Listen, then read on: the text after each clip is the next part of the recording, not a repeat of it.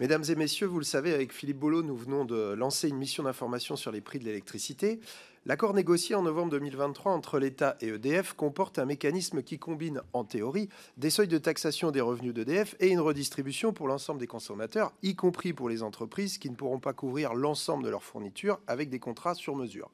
Ce qui ressort de toutes nos auditions, c'est que le gouvernement a imposé par 49.3 un mécanisme extrêmement compliqué qui rend impossible pour chacun d'anticiper ses factures. Première incertitude, la fixation des seuils de taxation des revenus d'EDF issus de sa production nucléaire.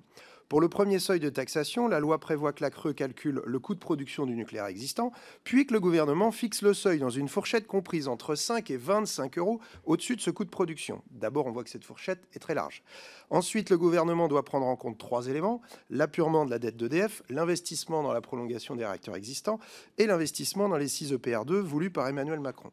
Dette d'EDF, 54 milliards. Prolongation des réacteurs existants, 4 à 5 milliards par an jusqu'en 2028 et après. Nouveau nucléaire, la Cour des comptes vient d'actualiser à 80 milliards la dernière estimation obsolète.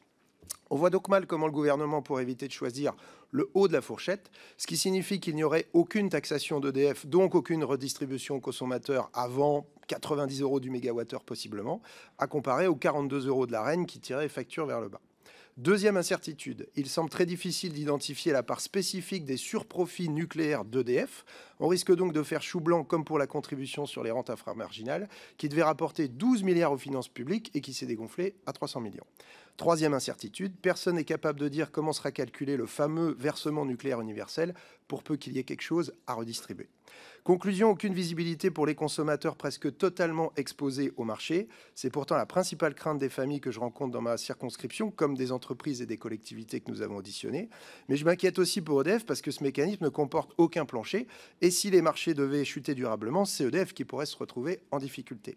Bref, ne croyez-vous pas plus raisonnable que le gouvernement renonce à ce mécanisme pour revenir à des tarifs réglementés pour tous calculés sur les coûts de production du système électrique français? Effectivement, enfin, bon, je partage le constat qui a été dit. Nous, on appelle à une concertation parce que on voit bien qu'on arrive à une impasse sur ce mécanisme de versement nucléaire universel. Il y a plusieurs solutions possibles. Il y a des solutions de type retour à des tarifs réglementés, des solutions de type acheteur unique comme au Québec ou en Colombie-Britannique, des solutions de type contrat pour différence qui sont davantage eurocompatibles. Il est urgent de profiter de cette période de stabilité pour se concerter et prendre l'année ou les 2 années nécessaires à mettre sur la table quelque chose de consensuel et d'efficace.